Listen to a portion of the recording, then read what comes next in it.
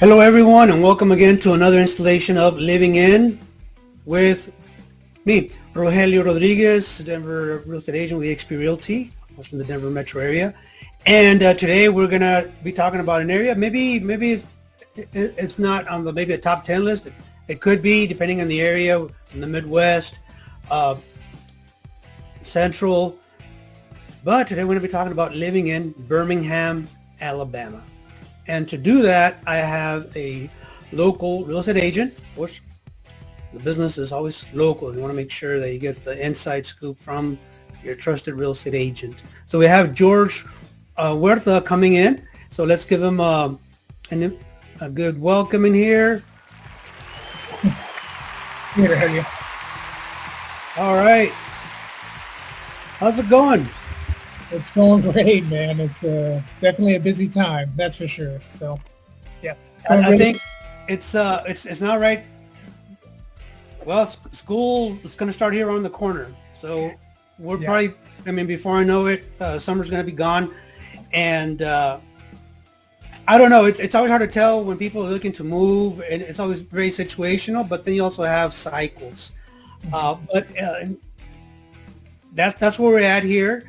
And so, George, fellow eXp agent, you're a veteran. You've been around on different ends of the business itself, but also geographically speaking. Yeah. So tell me a little bit more about that, and then we can get to our subject location of Birmingham.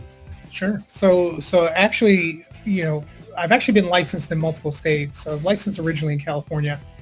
As a sales agent temporarily. There's a classification called temporary license. So I was licensed there briefly, relocated to Portland, Oregon. And I was there for about 17 years, immediately got into real estate, and I was a top producing agent for a long time with a great company over there. And then in 2020, after COVID, we opted to look at other avenues or other locations. We had teenagers at home, and so we opted to look at the South, partially because I sold 3 homes in 1 year, and they all moved to a small town in kind of central Tennessee. So we actually targeted Tennessee first, since I had basically a built-in clientele between Cookeville, Tennessee, and Knoxville. So I had sold a couple properties to people who moved to Knoxville, right? So I opted to check out Tennessee first, kind of a little small for our taste. So we decided to at the time, take a week and kind of circle around, drive into Mississippi, go into eastern Tennessee, down into Alabama, and then Birmingham. And we landed in Birmingham and actually fell in love. Didn't realize, I'll say this. I've had people visit me and my family at home, and when they get off the plane and we drive through the city, they go, not what I expected, right? Yeah. And so there's so much kind of bad information. There's so many misperceptions about the South in general, but specifically Birmingham. And so, we have a great lifestyle here. It's awesome. When I did make that transition, I was doing very well in real estate in Portland. And so I built a small team, and they were operating my business there in Portland, 2 agents in particular. And we had this 3-year arrangement. And after that, basically all that business would be theirs. And so that lapsed year before last. And so while here, to make the transition, I took a leadership role. And I had managed brokerages for about 7 years prior to leaving. So I was a top producing agent, segued into brokerage management and leadership, and then made a lateral move for the remaining 7 years I was in Oregon into training new agents and experienced agents into production. It's kind of like a company coach, trainer. And so I did that for a long time, was very successful with that, and we were relocated in the midst of that. So took over a leadership position here in Birmingham, and that went great as well, had a good time, but realized over the course of my time here, I really just wanted to get back into full-time sales, and so that's what I opted to do. Yeah, I think that's a part in which many agents get into the business. It's like maybe at one point I want to be in management or get my own brokerage going, and it could go well or it could go really, really bad. Yeah. And it all depends also on, like you're saying, as far as your own time, what you enjoy doing, and how you choose to spend it. Yeah. Uh, As you know, there are a lot of misconceptions about the industry, right? Yeah.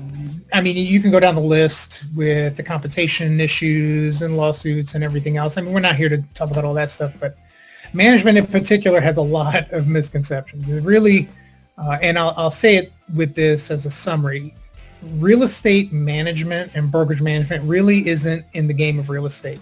It's actually a recruiting game. And so it's no longer a sales business with regard to homes. It's a recruiting business with regard to clientele, which are your agents. And so, and that was okay. Nothing wrong with that. A lot of the skill sets, mirror or they translate, but there's something to helping someone with their single biggest investment in their life, right?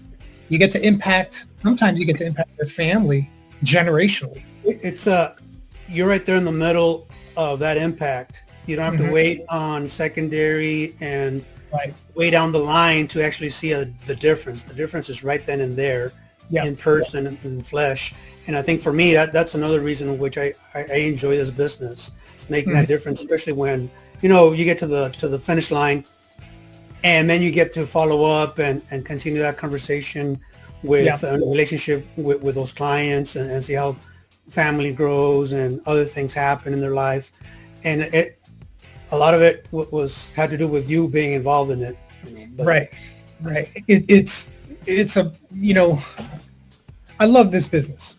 And I think if it takes a unique person, right? As a brokerage manager, I was in the recruiting game. So I recruited a lot of agents over the course of 3 years and had hundreds and hundreds of conversations with specifically newer agents, but also experienced agents. And it takes a unique individual to get into an industry without a salary, without medical and dental, right? You basically you eat what you catch, right?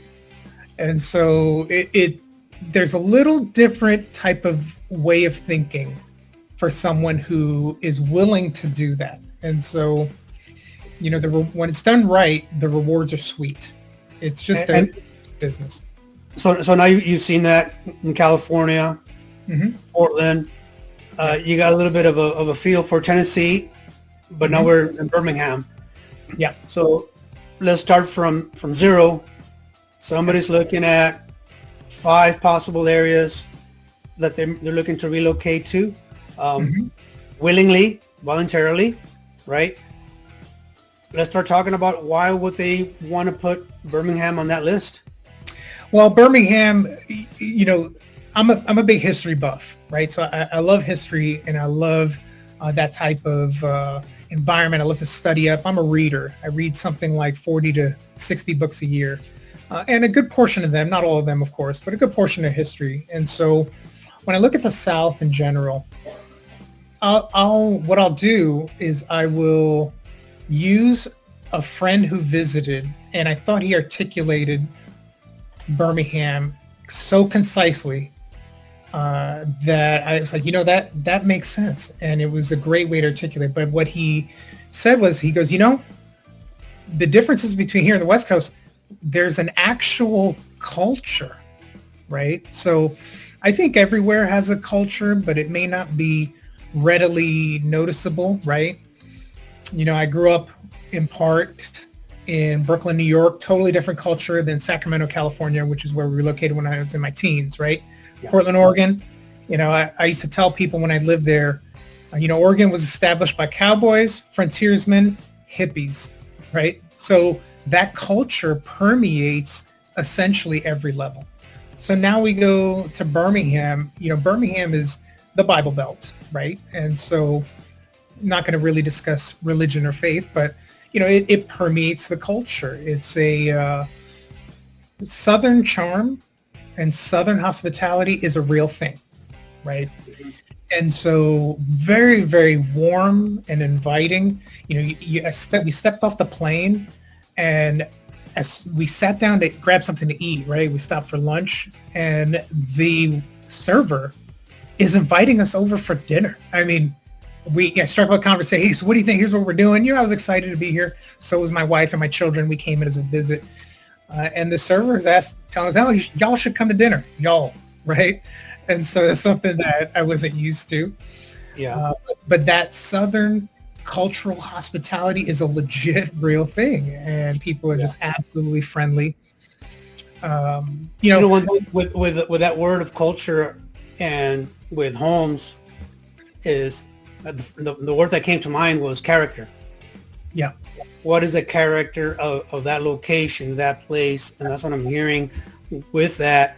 So, and it does have to do a lot with the people that make up the town, right? Right. Inviting, hospitality. Mm-hmm. Let's start moving forward with adding to that list. So the hospitality is great. The people are absolutely lovely, right? The food scene, right? If we're talking about kind of that cultural aspect, has really exploded over the last, say, 10, 15 years. Something we didn't realize. I mean, you don't really think Chicago level or New York level food scene, right? So Birmingham has quite a lot of unknown benefits, right? Birmingham, Alabama in particular is much lower. The tax system is much, I don't want to say cheaper, it's just less expensive to live here, right? I'll give you an example. So I sold my home, which was about 3,000 square feet in Oregon, to give you some numbers. And my property taxes, the lot was about 4,000 square feet. So little lot. Right? Yeah. And my property taxes were almost $7,000 a year for that. And I moved here on a lakefront property, almost an acre, 5,000 square foot home. My property taxes are $2,800 a year. It's a third of what they were. And I paid, I think, $300,000 less for this property than what I sold my property for in Oregon. And so roughly about $250, $260, something like that. So from a financial aspect, it just made sense, right? Mm-hmm. So you add to that the culture, the scene, which we had no idea about, right? We stepped off the plane. We knew one family here, and we were kind of impressed. Again, not what we expected. So we're driving around the city. We're looking around. My initial thought was, let me try to buy an investment or two, and let me kind of get the lay of the land, right? So again, we started in Tennessee and kind of looked around. And as it turns out, Birmingham itself is quite larger than people think, right? If you look at the population, it says it's about 290,000, give or take a few thousand. That's Birmingham proper. If you add the metro area, which is comprised of about 33 different municipalities, you're looking at about 1.4 million, give or take, 10, 20,000. So yeah, that's considered a metropolitan area, metro area, pretty much. Right. And so now, you have a much less expensive way of life. Mm-hmm. We'll go over the negatives of that a little later on, right? But the positives were, from a financial aspect, it just made sense. And so we moved. So on the cost of living side, on the employment, salary, income level, how does that balance with? It's commensurate. It's commensurate. I think when I left Oregon, the average income was about 65,000. Here it's 53, something like that. So, is it about 10, 15, 20% less? I think so on the aggregate, right? But that's also been increasing rapidly.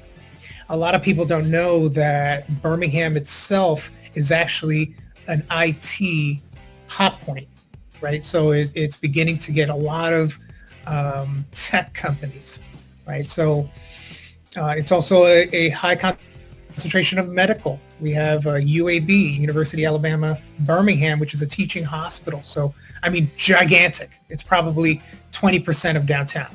And so there's opportunities at the, let's say, the labor market side, the salary, management, tech. It's varied. Yeah. One thing I've noticed with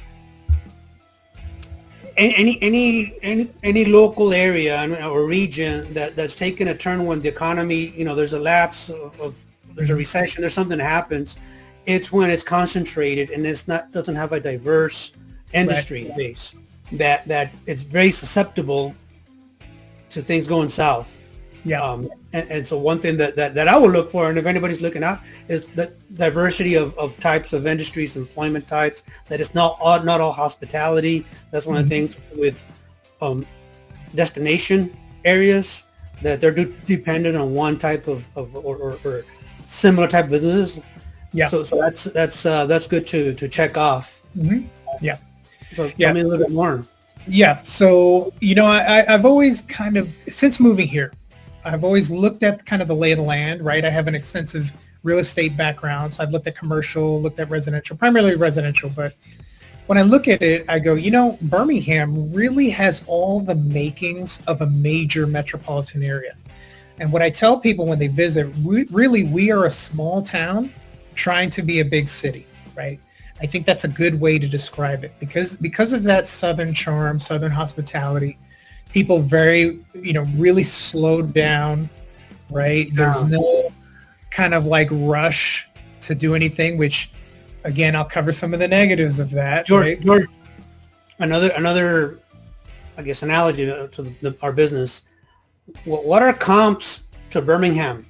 If somebody thinking of other cities around the U.S., what would be some comparative, comparisons to that Good area? Question.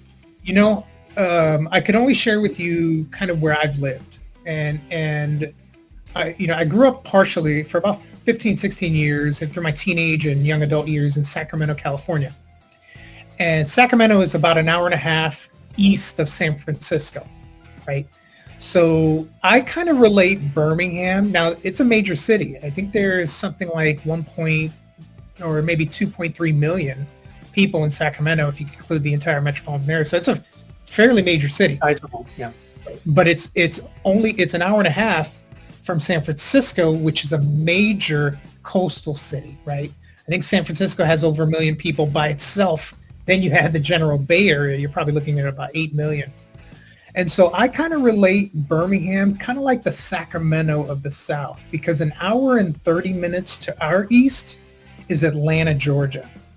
And so we're not very far from Atlanta. Atlanta has the largest international airport in the South, in the southern United States, right? A lot of people don't know that. It's massive industry and variant industries. So there's a lot of kind of transient activity between Birmingham and Atlanta, just like Sacramento and San Francisco. There's a lot of transient activity between them. So I kind of related to that. Kind of some of the other things not really well known. I mean, if you look at a map, it would be known, but most people don't ever think Birmingham, Alabama, right? They might think Nashville, or they might think Louisiana, New Orleans. Well, we're 3 hours south of Nashville. We're 5 hours east of New Orleans. We're an hour and a half west of Atlanta. So we have we're in the midst of this triangle with these three major cities. A lot of what other people don't know, and I didn't even know until I moved here, we've got some of the best beaches in the world, right? Alabama has about, if you look at the eastern side of the state, it's about 28, 30 miles of beaches that are 2.5, 3 hours. I mean, we're talking crystal, sugary white sand. Yeah. I mean, it's basically northern Florida, right? And it runs along, they call it the Emerald Coast. You would never think high-rise condominium, penthouse, $3 million penthouse condo in Alabama, right? Yeah, that was one that you had told me previously that I was like, what? Like, I wouldn't have thought Birmingham list and beaches on it. Right. No way. Right. So I'm thinking just for that one item, I think this podcast, so just for that one item and having this mention of the beaches and access to that would be like bonus. And I think it's good like to have that destination where you can just leave on a mini vacation, like a staycation type, where it's obviously going to be budget friendly, and time wise, all sorts of things. So having a little bit of an escape is always good to have, no matter where you live. So having that, I think, is a great plus. Yeah. There's also the environment where, I'll piggyback on that recreation comment. Birmingham itself is smack dab in the middle of an area of the South called the American Amazon. It's the most biodiverse area of the United States, and we're right in the middle of it. So if you want to talk fishing and hunting, there's really not a lot of better places than central Alabama, right? And so there's a lot of that type of thing that man, I had no idea moving here. So that's why I tell you, every time, I'm literally telling you, every time we invite someone, a friend from Portland or a relative, they look around, they go, not what I expected. Because there are scenes in Birmingham proper that are trendy. It used to be when I was in high school, we call that, well, that's where the yuppies move, right? Kind of hip. Birmingham, kind of hip. It kind of doesn't mold well. It doesn't match well, but it really is. It's kind of a best kept secret. And I remember moving here, people would tell me, all my neighbors, they would say, hey, don't tell anyone. We don't want it to change, right? And it's just been priceless to kind of get to know the culture and the feel. And it's been awesome, man. We have a really great lifestyle, and my business is exploding. It's been awesome to sell real estate. Let me and man, we're like bringing up some great comments about Birmingham. Is there, I guess, people moving in, they move out, and I imagine the cities that you mentioned are places in which you typically would see people locating to Birmingham, and then if they were to leave Birmingham, more than likely they would probably be going to one of those cities. Is that sort of the dynamic? Yeah. So Birmingham is, again, about 33 different cities proper, right? So you have 33 different mayors, 33 different police forces, right? And so, and each one has its own kind of vibe, right? If we're talking, we're not going to talk demographics, but there's a lot of money on one side of the city, not a lot of money on the other side of the city. But you know what? They all kind of crisscross, and it's great people. We just have a great time. It's not what I would say is perceived outside of the state. It is just not like that. And okay. The state gets a bad name, and that's unfortunate because did you know that some of the best schooling is in Alabama, in Birmingham, right? A lot of people don't know that Presbyterian private school is here, or that's Birmingham Southern or UAB, some of the best schools in the nation. There's a university right smack dab and right in the center of Birmingham in a suburb called Homewood, right? Homewood's its own municipality, but has a Birmingham address. And that's Sanford University, right? It's this private university, massively popular. I think the tuition's kind of expensive, right? It's about $50,000-$60,000 a year. So we're talking Ivy League level, and you would never know that. It's not really marketed. It's not really put out there. Mostly negatives are put out there. And I think, to be honest with you, the population likes it that way. We kind of maintain that culture and that slower lifestyle. So that way it's not all busy and trafficky and all that. Let's and this is a space, again, living like to get the real scoop on things. So we don't putting out there misinformation. Let's dive a little bit into those perceived negatives. Okay. And what are your thoughts about those? And you tell me what those are. So what do you think? I mean, anyone could do a Google search and see what happened in the 50s and 60s, right? The state has come a long way, right? Now, as realtors, I can care less about demographics. Does not matter to me in the least. You want to buy a house? I'll sell you a house, right? That's the only thing that should matter. And what most people don't realize is that this is good information, right? You can Google, Birmingham itself is 70% African American, right? About 25% Caucasian, probably about 5 or 6% Hispanic, right? So you have these three populations which outside the state are perceived to not get along. There are no issues. Listen, I can tell you right now, there are no issues with the dreaded R word here in Alabama. In fact, I would argue that Alabama and Birmingham in particular, because of the past issues, has actually done more than most cities or states to reconcile those issues or things of the past, right? Because of that. So don't let that, if that's something of concern, it is complete false. It is not an issue here within the state for anyone considering a move here in Birmingham. In fact, I would argue if you came here, you'd be like, oh my gosh, this is not what I thought. And it's just been great. There is, let me ask you, is there a downtown sort of? Oh, yeah. Yeah. Downtown since COVID. District. Yeah, downtown's been a little quieter since COVID. And I think, culturally, Alabama, we kind of beat to our own drum. The state motto is Latin for "We dare defend our rights." So there's kind of a stubbornness. This is how we're going to do it. Here's why. And sometimes that could be the negative, right? Because try calling a contractor to come out and fix something today. You're looking at a week from now. It's just the way it is. And it's not anything bad on that contractor. It is the nature of the culture in Alabama. And that takes a little getting used to, right? I'm an aggressive agent. I did a lot of deals in Portland and other states. I've trained hundreds of agents over the course of 20 years. And so, I want things done now. That's not going to fly, right? So slower pace. And so it's just a slower pace. So downtown, how I'm relating that to downtown, COVID forced people home. And companies have kind of adopted to that. We'll continue to let that remain. And so even though a lot of other places have already moved forward with getting back into the office, things like that, Birmingham takes a little more time. So that takes a little getting used to. But they've got some great cultural districts in and around downtown. Great. I'm telling you right now, phenomenal food.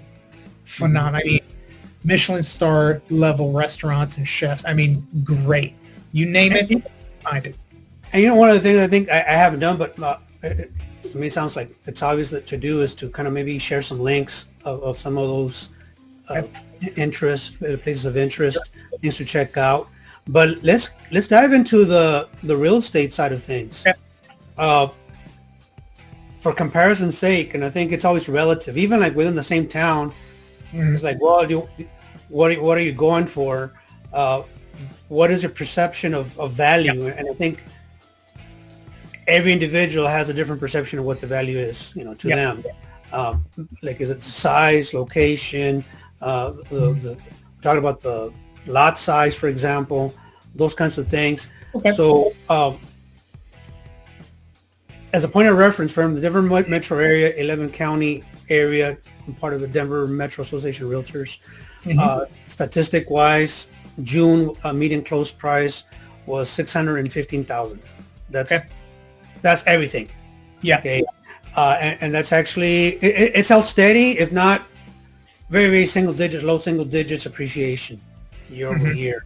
Tell me about that. Now I'll tell you, let me say something else. For example, entry level, probably say in the low 400s to mid 400s for something like 3 bedrooms, two bath, at least 1 or 2 car garage. It depends on the area, but you can find something. You can find starter homes under 400, and then the condo and condo probably be in the mid 200s and up. Okay. So just as a basis. So tell me kind of what's it like in Birmingham if we're looking at numbers. Well, if space is a value, you're going to get a lot of space for the money, right? So Birmingham, when I looked at the numbers just 2 weeks ago, Birmingham right now, 364,000 is the average sale price in Birmingham proper. Now remember, within that metropolitan area, there are 33 different jurisdictions and cities. Each city will have a different average count. So, or average sale price or customs, right? So those are a little different. So for example, you have downtown Birmingham, you're probably looking at 375,000 on average for a house in downtown, maybe a little more than that, 400. You go literally a third of a mile down the way across down 31, which is Highway 31, which is not a major highway, but it's a street that goes through. One side you have Vestavia, one side you have Homewood, 2 different suburbs of Birmingham, equally further in distance.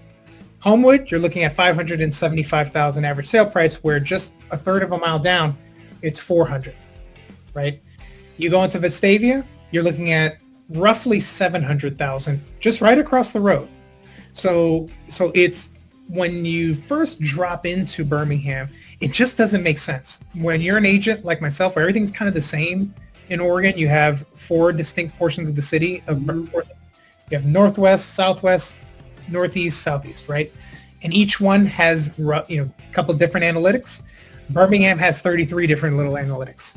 So you can look down and go, that doesn't make sense. Why is that side of the road 250,000, but this side 450,000, yet they're 50 feet apart, right? Well, one side is annexed into Vestavia.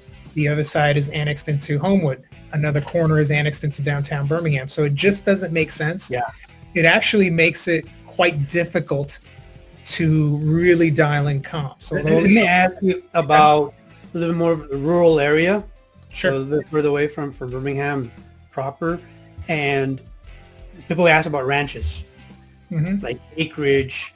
Yeah. If you look at, I'm talking about, under 5 acres, but over an acre, nice single family, maybe horse property. Yeah. What can somebody find that kind of like price range? I would say depending on how far outside, I would say you could find that anywhere from 250,000 to 600,000. So it's a big spread because depending on what part of what direction outside of Birmingham you are. If you go straight north, you're into an area called Gardendale, then Kimberly, Morris, and Warrior. That's very popular. Great, excellent school district. You're going to pay more there than say you would as you get over to Walker County, which is about 25 minutes west. So you got the northern section, which is going to be more expensive, than the west side, which is going to be less expensive as you get out. Even though you could have the same property, they could be $150,000 difference. So it'll depend on what direction you go. Yeah, in general, you got to go northeast here in the Denver metro area to find that. But it'll be more expensive, but relatively, yes. Yeah. But if you go west, man, you can get a great deal. You can get a great deal and create your own little world out there, right? So, yeah. Especially those like move-up buyers, people have that experience. They're, even if it's a second home, it's for that, it's like a sanctuary, right? When you get that, and especially, I guess it depends on people's upbringing and what they're used to. People that grew up on farms and things like that, they want to get back to that. And it is not the easiest thing to do financially. Man, anything else that you want to share about Birmingham? And again, we're looking at, living in Birmingham and having this conversation with George, EXP agent, been in the business for a while, looked at different areas. And I think it's a good point of comparison. Yeah, I would say if you're looking at a change of lifestyle, right? Like my wife and I were, I was in the rat race in Oregon for a long time. Working a lot and all that. And trust me, I still work a lot. But if you're looking for value, slower pace of life, but still have access to everything you like my wife, she likes access to Costco, right? She likes to shop at those kind of stores. And so all of that is here.